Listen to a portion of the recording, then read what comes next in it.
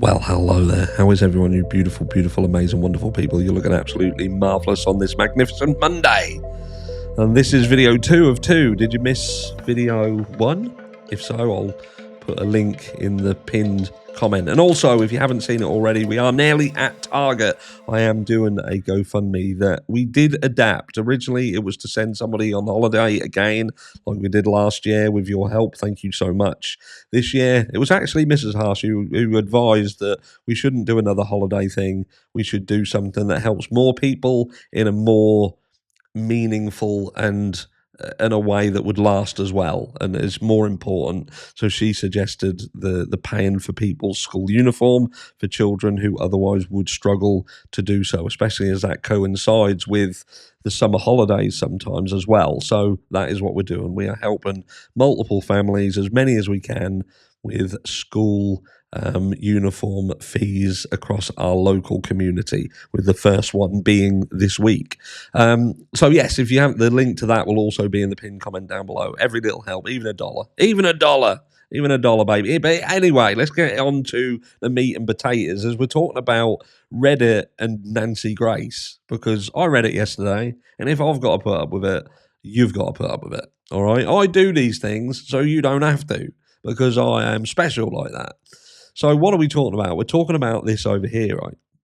So this was off the back end of Nancy Grace's most recent video, where she spoke about connection to the victims being established and how that most likely occurred. Nancy Disgrace. Nancy Grace, love her or hate her, I know many hate her, on her show last night proposed the following connection between Kohberger and the victims. Kohberger attends a pool party. You know it's going to be good when you start with that line. He takes photos of girls in bikinis. He starts looking at the friends of the pool party girls on social media. The girls at the pool party are friends with the victims. Kohberger's cell phone pings near King Road. Begin the night of the pool party. Add in his studies and investigative nature of his work. Here we are. I've never thought these victims were random. Having attended college and lived in college communities, I know it's very, very easy to spot or notice the house parties or the places where many people hang out at in your daily travels. The infamous party houses present themselves. Having never been to Moscow, I get the impression it's much smaller than your Madisons, Columbus, Ann Arbors, etc. That was my only other theory, was that somehow Kohberger noticed their house perusing Moscow. However, Nancy's theory makes much more sense. Does it? Does it really? What do we know about this pool party? We know that Brian Kohberger went to this pool party. We know that he's a bit socially awkward through his ASD, which is going to come across to those that are alien to that as being a certain way that they're not going to be happy with. And I know this through my own experience with my own stepdaughter, where her behavior, her idiosyncrasies are too complex for some people to understand, and they put that down to her being either nasty or uncooperative at times or whatever. And that has recently as well spilled into something else. But look, we know that he's going to behave a certain way, but what do we actually know? We know that he communicated with someone at this party.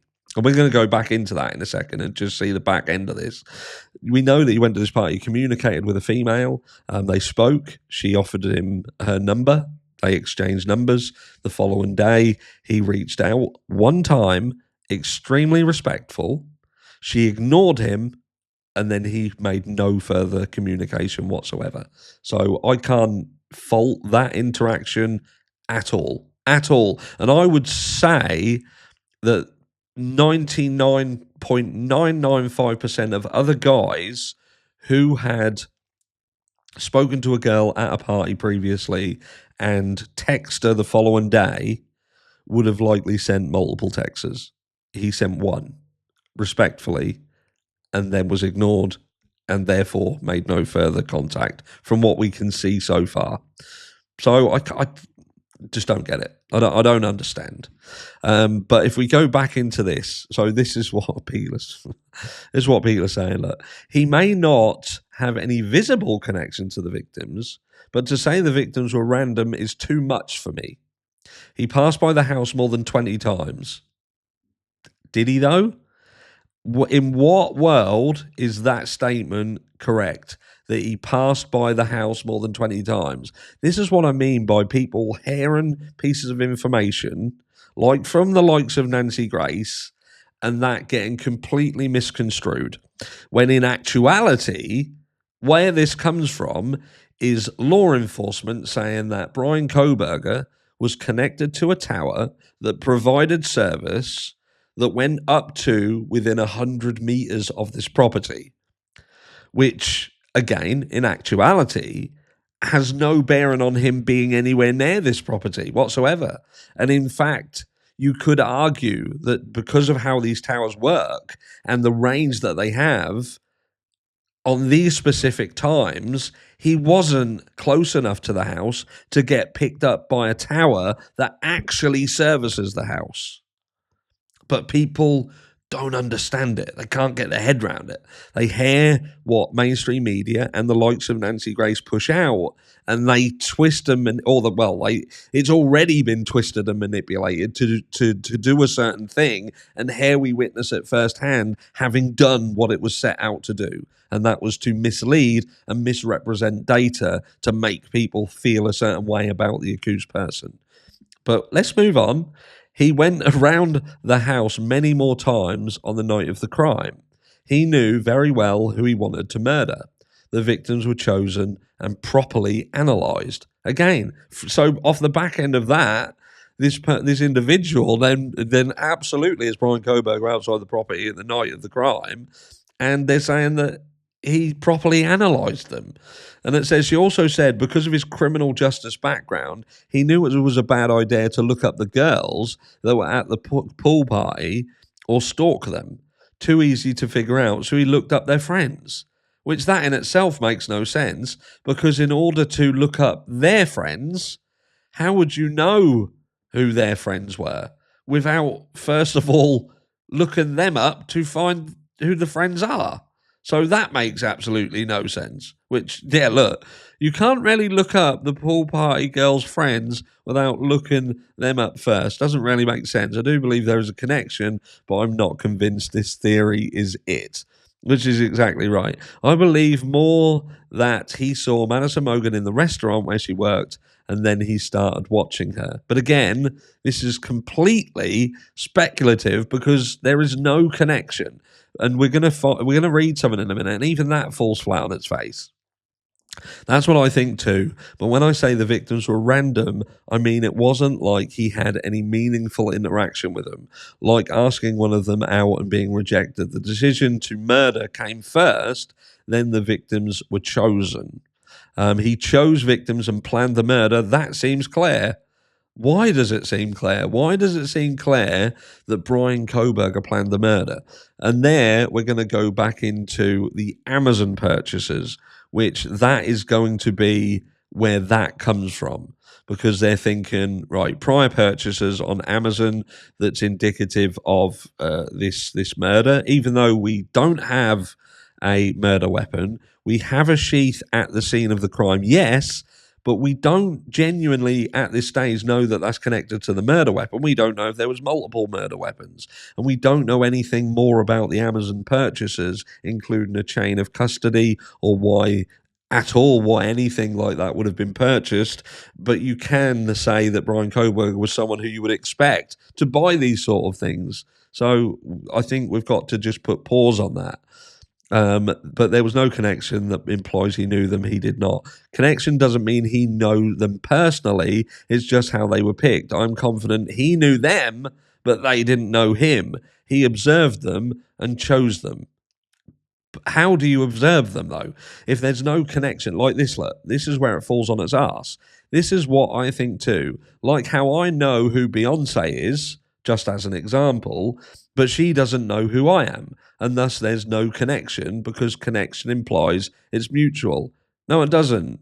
in a criminal investigation, the connection implies simply that, a connection. Now, that connection could be through social media, viewing them, doing anything that connects this individual to that individual. Like this, there would be a connection. If Beyonce, for instance, was murdered, they would look at people who looked up Beyonce, perhaps looked up Beyonce a lot, searched a lot about Beyonce. So Beyonce still wouldn't know them, but the connection between her and the person they're looking for would be the interactions that with their computer and searches that would lead them to Beyonce. That is therefore an established connection. But this individual is connected to Beyonce because they keep fucking searching her up. Do you know what I mean? So that, again, falls flat on its face. I get what you mean, but in my opinion, he can have some sort of connection to them, like how he found them, but them not know him. Connection, in this case, rarely just means how he found them or fixated on them, not how they personally knew him. Obviously, in a lot of cases, that connection is that the victims knew the accused personally, but not always. I feel like connection is just to describe how they found the victims versus picking them at total random. And this goes off on a tangent about this, but make no bones about it. Look, with respect to Brian Kohberger, it's been stated that there is no connection. There is no connection via social media, whatever. There is nothing at this stage. Now, is that going to change when it goes to trial? Who the fuck knows? But what I do know is, at this moment in time, it has been established via people actually at ground zero, the prosecution and defense, saying that there has been no established connection between the victim and the individuals. So you could argue that if it was deemed that Brian Kohberger had indeed frequented an area that included being, let's say, closer than 100 meters to this property, that would be an established connection. So I find it very interesting that they're saying that there is no evidence of stalking, because evidence of stalking would include being around this property 20 times. Does that make sense? Because some people are putting so much trust in where they're saying about these 20 times that he was apparently within the vicinity of this property, while forgetting that law enforcement or the prosecution and defense have said that there is no connection, there is no evidence of stalking, literally saying to Edelman that it was wrong for him to bring up stalking because people would think that he was stalking them, and there isn't any evidence of that. But surely if he was within 100 meters of the property more than 20 times, then that would be indicative of stalking or surveillance. So by their own admissions, they are admitting that they have manipulated information in order to create this feeling of Brian Kohberger being a stalker, when in actuality they know that he wasn't close enough from a legal standpoint to be actually stalking.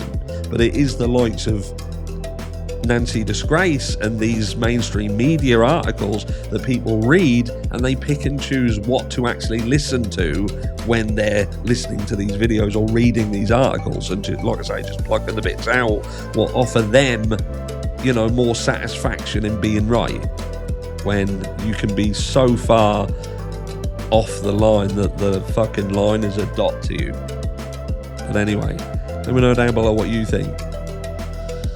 Love you all, and I'll catch you all tomorrow.